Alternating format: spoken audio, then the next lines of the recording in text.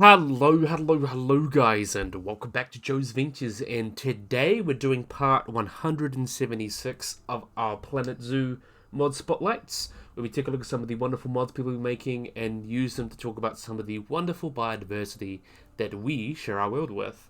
So today we've got a lot of exhibit animals, as you can see there, but I'll explain why.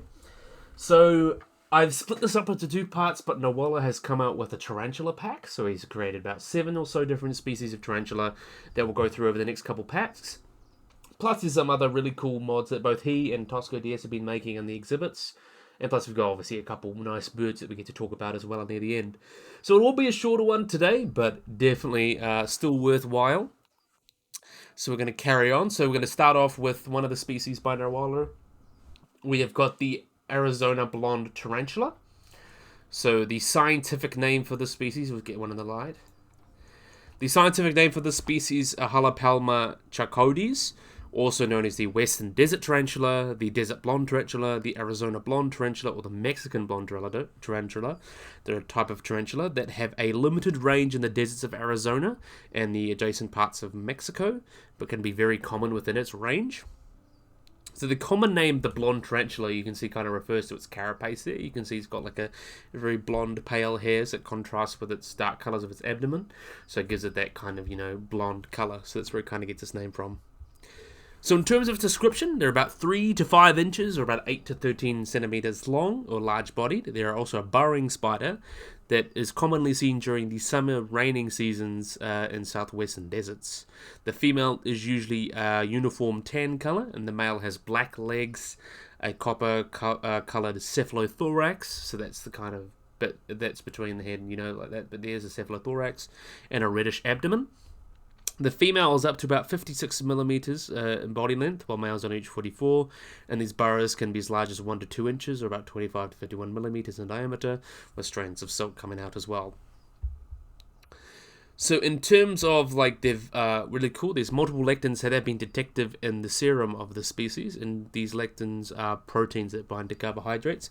And actually, lots of research has been looking into how they bind to salicylic acids, and looking into that, which is quite cool. And the visual system of the species is critical because survivalist spiders rely on their spectral sensitivity, so they're able to see wavelengths between 350 to 640 nanometers. So they have quite good sight. So that is lots of rods and codes, so they can see in just like very similar to actually other modern the vertebrates and things like that. They actually resemble them quite, especially in their primary and secondary eyes. Well, these are invertebrates, but that's quite cool as well. In terms of molting, so molting is something that most invertebrates go through because they have an exoskeleton, so their skeleton's outside their body. So as they grow, they gotta shed it off. So molting typically consists of shedding their exoskeleton and forming a new covering in different developmental stages. And the processes allow spiders to grow, and they seem to have about 10 primary stages, with a total of 25 molts occurring over 2 years, with each stage of molting corresponding to a shedding of different portions of the exoskeleton. So it's kind of how that works. Very interesting as well. They do undergo sexual differentiation later in development, so they are born resembling a female, but after several years, the spiders may begin to display male traits further, so they'll develop palpal bulbs, which are able to store semen and insert them into the female. Females actually will have abdominal pouches or spermatheca, which are kind of used to store sperm as well. And reproduction occurs, the female lays the egg in the male's sperm in order to provide nutrients to the offspring. And the average number of offspring is about 600, where the average gestational period is about 6 to 7 weeks, so it's quite long. They do also have quite a long lifespan. The life expectancy for an average tarantula is Arizona blonde tarantula is about 24 to 30 years for females, and about 5 to 10 for males. And this is highly dependent on habitat and receptive development of each spider. However, in general, they can have a high life expectancy, so they've got a very long lifespan, especially for females. So you could have this spider for potentially up to 30, 40 years of your life if you decide to have it as a pet. which you can. So this species as well occurs in several states within the southern United States. They're known from New Mexico and Arizona. They often live in desert soils that is resistant to harsh weathers, and these spiders often reside in burrows which they create for themselves. These burrows are very deep in order to help the spider resist and adapt to fluctuations in environmental temperatures. However, when temperatures are between 23 to 31 degrees, they generally leave their burrows into the general outdoors. They make residence in these burrows typically through digging under a stone or live in ice in the burrow that's not being used. And very interesting, the nocturnal activity of the spider begins when the silk covering surrounding burrow is broken. Potential reasons explaining the breaking of the silk is the circadian rhythm, decreased light intensity, or surface temperatures, but during the night they remain in their burrow, expecting the arrival of prey, and at dawn they will go into their burrow. And although they're particularly active at night, they're not strictly nocturnal and have been seen in the upper portions of their burrows in the day, which is quite interesting as well. So in terms of toxicity, this species is in general contains several classifications of neurotoxins, which are relevant to the development of insecticides and other pharmaceutical preventative measures. So they do have different chemicals in their toxins that are used to, that just actually theorize the function for short-term paralysis and immobilization of its prey. And though its venom is not as highly dangerous to humans, it's a little bit worse than a bee sting. But generally, they're actually considered one of the least dangerous spiders in their family. And as pets, as mentioned, they're actually quite popular as being tarantula keepers because they have a long lifespan and are docile, so they are a good pet. So if you do want one as a pet and you want a long-lived spider, this is the one for you. Though most tarantulas do live quite long, and I think they're quite cool animals, especially you get a female because they can just live so long. Yeah, that's brilliant.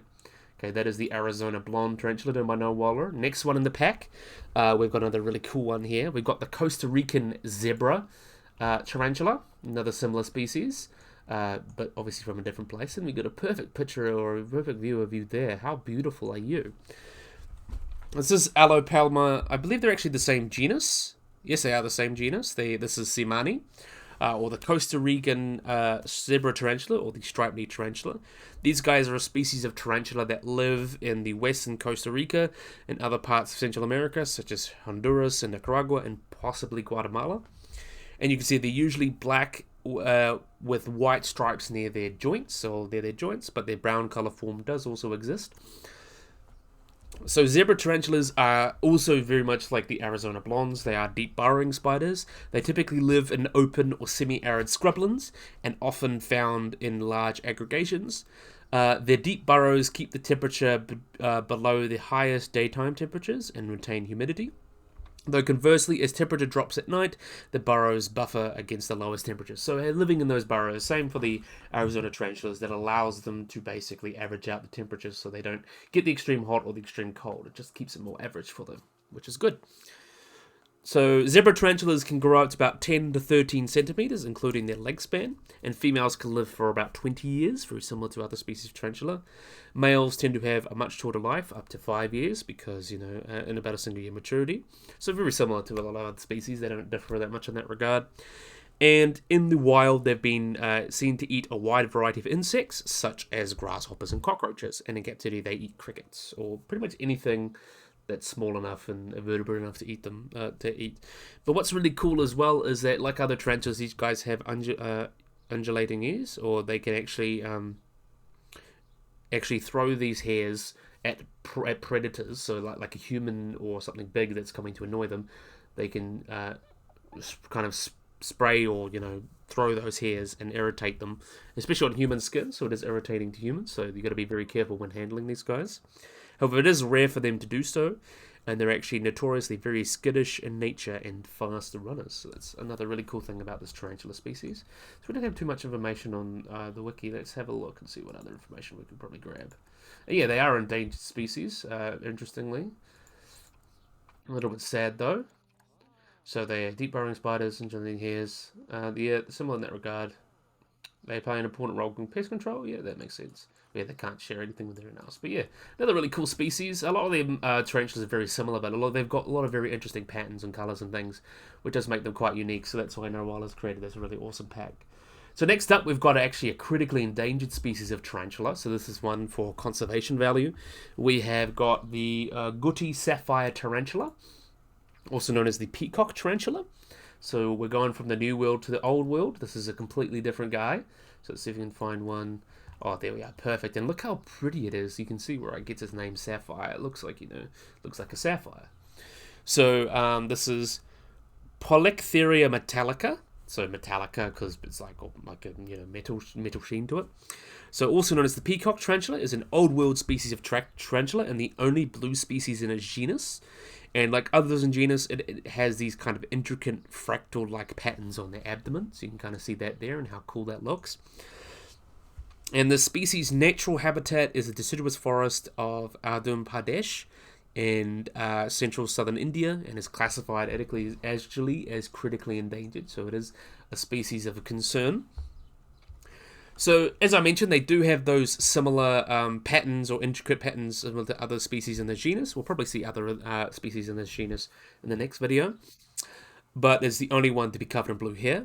While they are young, they actually are less chromatic, with the colours turning to blue as they mature. And the blue is much less prominent in mature males. And females also have more slender bodies and longer legs. And the definite trait of a mature male is the revelation of the emboli at the end of the pedipalps. During their mature molts. That's how you tell them apart. And females are determined through molt configurations before maturity, and when full-sized, they can have a leg span about 15 to 20 centimeters, or 6 to 8 inches. So in terms of its distribution, as I mentioned, they're only found in a small area of about 100 square kilometers of forest, a reserve forest, and nonetheless highly disturbed. So studies of these forests have actually failed to observe this species. The type species specimen was discovered on a railway timber yard in Nguti, about 100 kilometers southwest, but is believed to be transported there by train. Just got on the train and moved. This is unlike the other two species of tarantulas before. These are arboreal spiders. So in the wild, they'll live in the holes of tall trees and make asymmetric funnel webs. And the primary prey they'll eat is all sorts of flying insects. And spiders of this genus may live communally within a territory, i.e. the number of holes per tree is limited.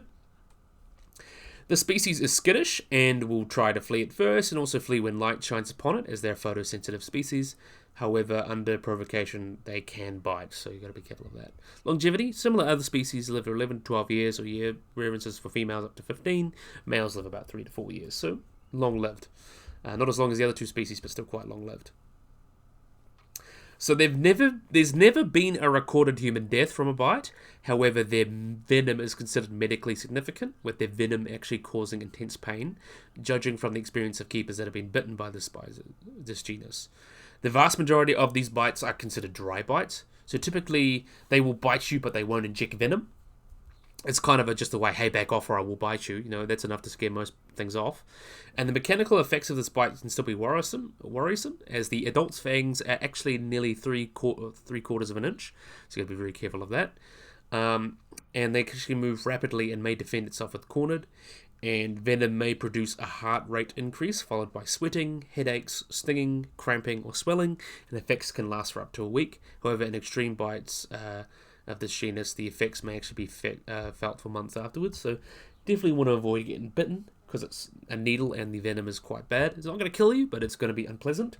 So I would recommend obviously not getting bitten. But what kind of sets this guy apart, of course, is its beautiful colours. So as with other tarantulas with blue hair, the vivid colours of this species are actually produced by quasi-periodic performed multi-layer nanostructures, so that's big words. So basically there are structural colours within the hairs that reflect blue light, so it's iridescent, so it's not a pigment or anything. They basically just the structures inside the hairs that at the microscopic level reflect blue light, so that makes them a fair blue.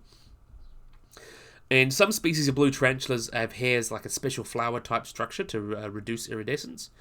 And given that many tarantulas express a near speed of ospins for the color visual, is actually they may be actually using this to color to each other. So tarantulas do see in color, so it's likely they use these colors to communicate with each other. So that's another really cool thing about tarantulas. So this species also has a lot of common names. It's also called, as I mentioned, the peacock spider, also the Guti sapphire ornamental tree spider, the Guti sapphire, the Guppy tarantula, metallic tarantula, peacock parachute tarantula, or just peacock tarantula. So it's got quite a few common names.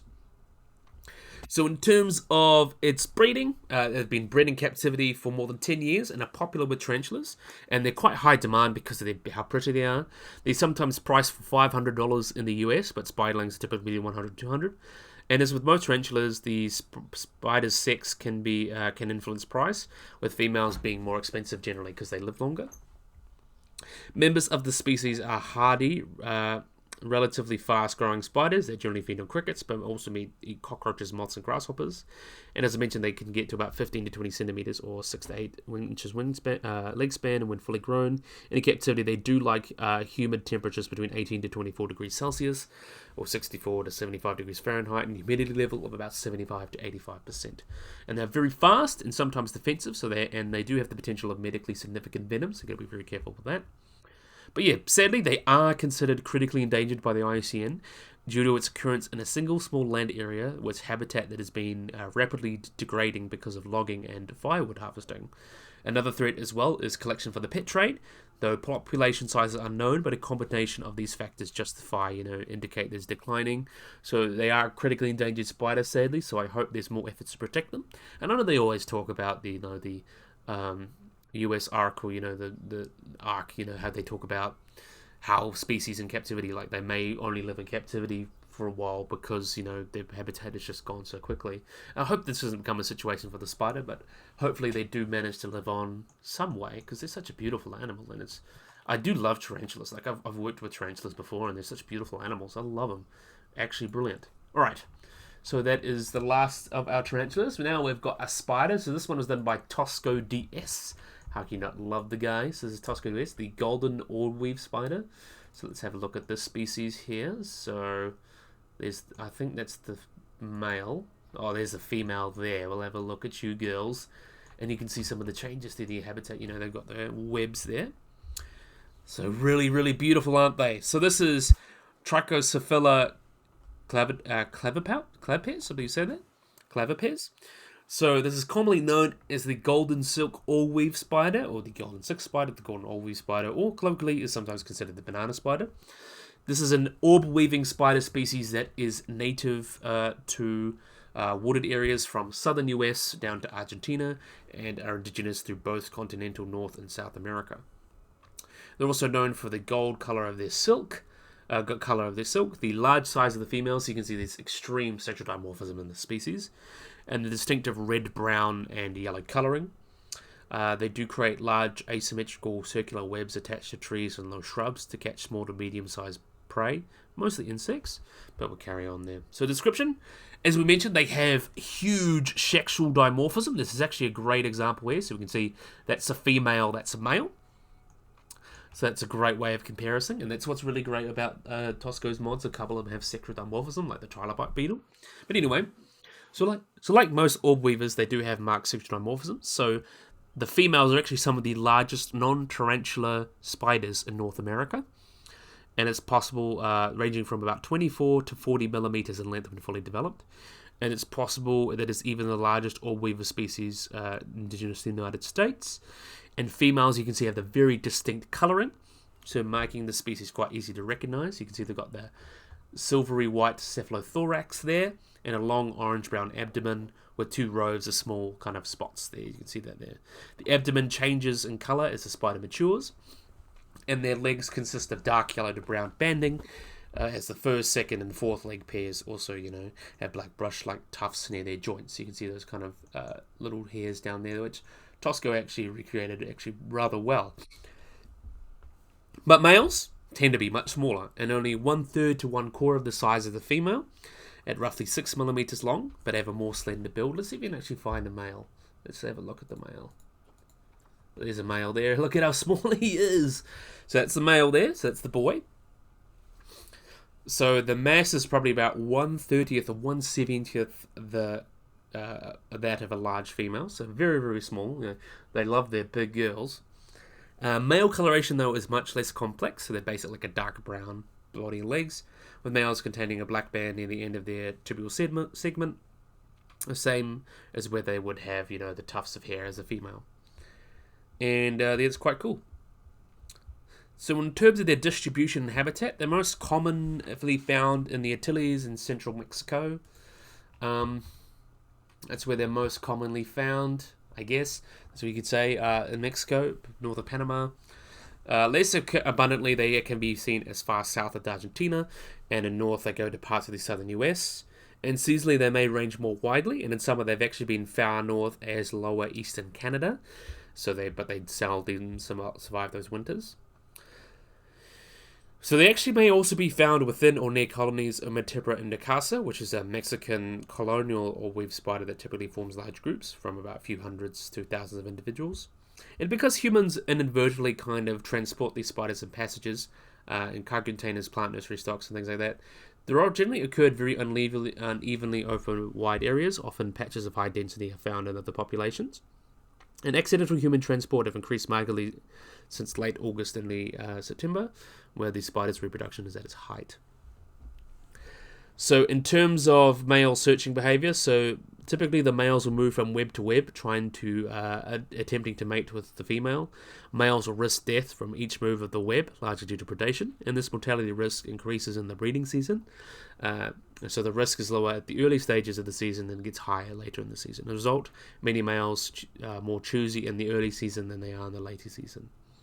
So it's very interesting how the male and female of the species interact, being so big and different. So these species actually mate just once monogamously, but are capable of polygamous mating. So in many orb-weave spiders of this kind of Nephilim genus, male spiders only get to mate once due to behaviors such as sexual cannibalism or genital mutilation during copulation.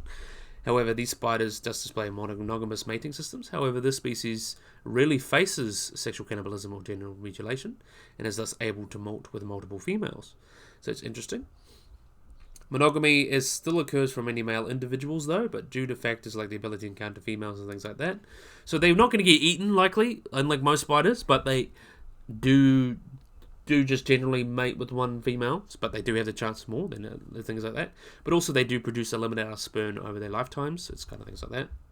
And there's several factors that play into the male's total number, but the amount of males to mate multiply allows males of all sizes to have equivalent mating success, though as a result there's a relaxed selection on male sizes. But there's also things like male sperm limitation, as I mentioned, through their lifetimes. There's actually mating success with virgin or non-virgin females. So mating with virgin females can be seen as high risk, high reward for males of the species.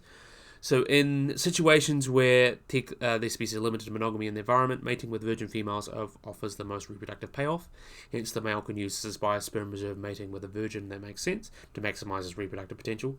However, the females do vary in mate quality, and virgin females happen to be most active during a time period where the female's risk mortality before she lays is highest. So thus mating once with a virgin female and never mating again offers higher potential payloads, rather than trying to go mate with multiple non-virgins, because you basically will be trying to sharing your sperm with other animals, or other spiders. So it's best to find a virgin, and then, in that way, that's how they kind of see it in their world. And mate guiding is size dependent, so because smaller males are less successful at physically competing with other males, they must invest more time into successfully mating with females on her web. As a result, the benefits the males move to search a new word with and spend even more time in the current one. So conversely, larger males have a higher chance of winning access to females to a new web, so the males will kind of be like, okay, I'm bigger now, you can't mess with me. But size is a big factor between that. So there's a lot of factors like that, as we mentioned as well. In terms of web type, as you can see, there's kind of a little version of the web there. They do make quite huge webs. So this females will construct very large vertical, asymmetrical, or orb-shaped webs. The main web of a mature female can reach about 1 to 2 meters in diameter, not counting the main filaments that anchor the webs between trees. That can be up to 2 to 3 meters in length. And the yellow-pink pigment of the silk leads to a rich golden glow in suitable lighting. And as with many other orb weavers, it's common to see a trail of organic waste along the center, as it shows actually attracts prey with its rotten smell. And given its size, these webs can actually be easily damaged by large flying bugs, birds, and debris, and they do need to be repaired constantly. So in terms of its glands, so it's got silk glands. So there's several different types of silk that the species can use, that in different types of glands, and each produce their own type of silk. So these kind of silks, some are more strong, and will use things like those drag lines or bridge lines. They're able to use them to, actually anchor the web. Some little things use scaffolding, and pearl form silk is like cement to kind of anchor them, bonding fibers together. So it's really interesting to see how all these different types of silk come together to create this web. And the single thread of the anchor silk has a tensile strength which exceeds that of steel by a factor of 8. So there's lots of research looking into the species silk, potentially to make strong things, for building materials, which is quite cool. In terms of its diet, though, they typically feed on small flying insects. The webs constructed by the species usually catch their prey, things like grasshoppers, flies, and small insects. And once they catch their prey in their web, they'll wrap it around in silk-like casing, very much like other spiders. In bites to humans and animals, the spider is not aggressive and only bites if handled roughly, and the venom is relatively harmless and really causes more than slight redness or temporary local pain. And as I mentioned, it has been used in research, so people are trying to study their orb weave, their different types of webs, to try and learn how to learn about that. There's lots of research, like seeing how they kind of, I think as well in medicine, to try and improve like silk that has no reaction, and trying to make things like usefulness and surgically improving regeneration in mammals, which is really interesting, and neurons. So potentially that silk could help with the healing of neurons in people, which is quite interesting. So yeah, that is really interesting to see the research going into the species. I think it's a really, really cool, nice mod. And I love how Tosco is really kind of pushing the boundaries of these exhibit animals. And there's obviously so many thousands of animals that you could use in these exhibits. So it's nice to see them get a bit of love too. It's brilliant. It's brilliant. I do quite like it. So yeah, that was done by Tosco DS. And now we've got another mod by Nowaler, but it's not a tarantula this time. It is the Galapagos Centipede. So we love a centipede. So we can see how many we got in here. Oh, he's living in there. Oh, let's see if we can find one in the sun. Oh, he's in there as well. Oh, there's beautiful, beautiful. There's one. So this is Scolopendra galapagosensis. So Scolopendra galapagosensis is the Galapagos centipede, or Darwin's Goliath centipede. This is a very large species of centipede that is in the family Scolopendra, so very much related to other species of centipede. It is the only representative of its genus Scolopendra in the Galapagos, among 12 other species of centipede present on the islands, and is actually found in mainland South America as well, in Ecuador, Peru, and the Cocos Islands in Costa Rica. So it's actually, what makes it kind of interesting is actually one of the largest species of centipede in the world, with specimens being recorded up to about 30 centimeters. So it's up there with some of the largest species of centipede, which makes it quite interesting. And they have 3 color morphs, which is very interesting. So there's kind of dark green to black with a dark morph, or we have a pale yellow morph, which is often more common against. It's called the orange morph, and then they have the dark morph that's kind of split apart. So they have 3 different color morphs, and then those are the 2 main ones. But yeah, diets of predation. This species is a big predator, which makes it more interesting. So it has been reported preying on crickets, newborn rodents, the Galapagos rice rat, and in one paper it actually placed on a Florentina racer snake, which is quite interesting. And it's also it is hunted by a variety of birds of prey, including Galapagos hawks, 2 species of mockingbird, and the common black rat. So that is something that could be a big issue, especially on the Galapagos, introduced species. That happens on most islands. But yeah, really, really cool species. I don't think we have any other morphs. I don't think we have any morphs, but I know there is one. I probably just didn't get the chance to grab it. But yeah, there's like a dark morph, I think. But anyway, really, really beautiful. Another great Narawalo mod. I love that Narawalo's doing all these mods for exhibits, which is quite cool. But yeah, next up, we're going to some exhibit animals finally. We've got next the green pygmy goose, done by Lorby. So another really... Oh no, Ginger Toast. Not Lorby, Ginger Toast. Ginger Toast did this one. Back with really cool little species here. So this is the green pygmy goose. So this is, the name is Nectopulse polycheles. So these guys are a small perching duck which breeds in southern New Guinea and northern Australia. So they were first described in 1892 by the ornithologist John Gould. It specifically refers to the Latin adjective pulcher, which is pretty, as one of the 3 species in the Afro-Asian genus Neopus, which is an ancient and really unusual group of ducks, which is quite interesting. And they're at least concerned, so they're doing pretty well. So they are, as mentioned, they are a pygmy duck, or they range from about 30 to 36 centimeters, or about 12 to 14 inches in length. The green pygmy goose is one of the smaller species of duck. They have a 48 to 60 centimeter or 19 to 23.5 inch wingspan, and you can see they've got a small bill in compact form. This is an adult female, I believe. Yes, so we'll find a male. Let's see if we can find a male. There he is. So the males there, you can see the breeding colours, or the breeding male has a predominantly dark green back and neck and a dark grey crown. The cheeks you can see are also white, and the underparts are pale grey with white scalloped And the tail or primary flight feathers and coverts are black, while the secondary flight feathers are white. And the secondary coverts you can kind of see there are like this really iridescent green, so it's kind of was the game as well. This iridescence is lost outside of the breeding season and become duller, but they also, you can see they do have some type of sexual dimorphism, so you can see the females over here. So you can see kind of the difference here. The females have a barred rather than green neck, but otherwise resemble a non-breeding male. And immature birds are less brightly coloured with like more mottled heads. And they also have a high-pitched whistle, and the females have a lower-pitched whistle, which is quite interesting. And these green pygmy gooses are found in southern New Guinea and across the northern Australia, from Western Australia, Northern Territory into Queensland. To the west, they commonly reside on Timor-Leste and possibly breeds in Lake Iralara. And they're largely resident apart from dispersing in the wet season, and they like habitats of well-vegetated lowland lagoons and other permanent water habitats, freshwater habitats.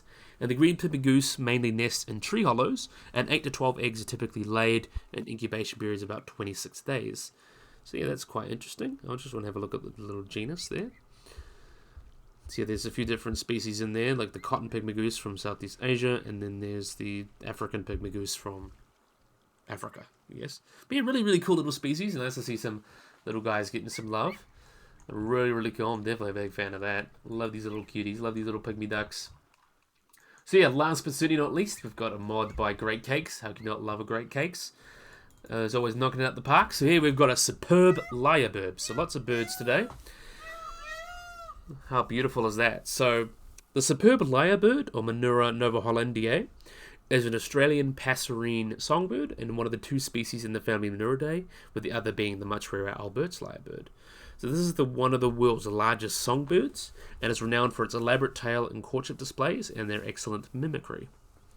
So this species is only found in Australia and is found in the forests of the southeast of the country. And according to David Attenborough, is one of the most sophisticated vocal skills of the animal kingdom. So that's quite a cool fact there.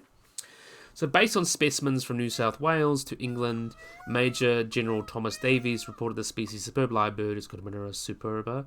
However, the species was actually described in 18 by John Latham in 1801, so that's kind of the one that went first, which is quite interesting. So that's kind of where it went. And so it's from New Holland, which they called, the early Dutch explorers called Australia, New Holland. And in terms of its distribution, they're an ancient Australian animal. So the Australian Museum contains fossils of lyrebirds from about 15 million years ago. And there's a Pleistocene one, Menura tiwanoides, which is actually described in the early Miocene of the famous River Schley site that has all sorts of like Miocene Australian animals and lots of early relatives of some modern species, which is quite cool. Though the superb lyrebird is found in the forests of southeastern Australia, ranging from southern Victoria to southeastern Queensland. And this bird was actually introduced to southern Tasmania in 1934 to 54, where amid ill-founded fears that the species were threatened with extinction in mainland populations, with the population actually surviving quite well. But the range they like is kind of a variety of biomes, including subtropical to temperate rainforest, or wet and dry sclerophyll forests. And the habitats of birds is like wet forest and rainforest, where there's lots of ground cover with moist leaf litter, shaded vegetation. That's kind of what they prefer. So even though they look like a pheasant, they're actually a passerine, so they're more closely related to things like crows and, sparrows than they are to, pheasants and peacocks, which is quite interesting. It's a great example of convergent evolution, I guess. So they're a large pheasant-sized terrestrial passerine, ranging from lengths of about 860 millimeters, 34 inches in females, or to 1 meters in male. Females will weigh about 1.9 kilograms or 2 pounds, while the male weighs about 1.1 kilograms or 2 pounds, which is interesting. The plumage color is mainly a dark brown on the upper body, with greyish brown underparts and either red tint feathers. And you can see the feathers on the brighter tail than the Albert's lyrebird. The wings are short and round, and they're only capable of weak flight, mainly using it for balance or gliding in the trees or on the ground. And their legs are powerful, so they're capable of running quickly, and they're strong enough to move branches up to 10 centimeters in diameter. And we always talk about those wonderful tail feathers, especially in these males. So adult males have tails up to about 70 centimeters or 28 inches long, containing 16 feathers, with the outer 2 feathers being broad and S-shaped. They're named lyres, with a resemblance to a lyre, and they have a brown but buff-coloured patterning. And lyres of superb lyrebirds are larger than those in Alberts. And the other they have is 12 filaments that are like a flexible silvery barbs. And at the center, there's 2 silvery median feathers. And the tails of the females are much less ornate and also smaller. So let's have a look at the females there. So basically the females have nowhere near this big one, but they do have some big feathers behind them, which is interesting. In both sexes, juveniles have no ornamental feathers. And do we actually have any babies? I think I might have actually I think I might have left them. But that's alright, I don't think we have any babies anyway. I think I might have them in my, let's have a look at animal trading. Let's see if they are in there. Yeah, we'll put the babies in there. Why not? I forgot to put them in. That's all good. That'll happen quick. That'll happen quick. I'll carry on. We'll talk about that. We've got plenty of time to talk about. But yeah, the male superb lyrebird will reach maturity in about 7 to 9 years, and female 6 to 7. So, in terms of their ecology, there are ground-dwelling birds that typically live solitary lives. Adults usually live singly in territories, but young birds without territories may associate in small groups or can be in single sex groups. Lyrebirds are not strong flyers, they're not highly mobile, often remaining within the same area for their entire lives. And they're generally small territories, and there have been known behavioural differences between different, places and things like that. So, in terms of their diet, these guys typically feed on vertebrates. So things like earthworms and insects they find in the forest floor. And there's also evidence actually suggests that they are mycophagous, which means they eat fungi. Superb lyrebirds will forage by scratching vigorously at upper soil layers, disturbing topsoil and leaf litter. And the birds are most likely to forage in damp rainforest vegetation, relative to drier areas. And the areas where bottom vegetation is open and low in complexity, allowing good access to food sources in the leaf litter. That's another very interesting thing. Let's see if they're actually... Yeah, they're all running. Brilliant. So in terms of mating and breeding, let's have a look at these guys. Let's have a look at the males again. Oh no, we'll wait for the babies to come in.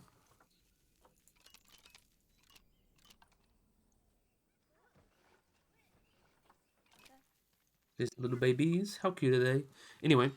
So they do exhibit polygamy, so there's a single male will mate with single females. And a male's territory can overlap with up to about 6 females. And within his territory, he'll actually construct several circular mounds in bare dirt on the forest floor. And this is for the purpose of conducting courtship displays. And the mounds are defended vigorously by other mates. And there is strong sexual selection within lyrebirds, with females visiting the territories of several different males and choosing the most desirable males in which she will copulate with. And as the male encounters a female lyrebird, he will do an elaborate courtship display, where it involves both a song and dance from him. The male will fan out his tail horizontally, and cover his entire body and his head. It comes something kind of like that, they're fighting anyway. The tail is then vibrated, and then he beats his wings and struts on the mound. He also will sing loudly, incorporating his own vocalizations and actually mimicking other bird calls, which is quite interesting.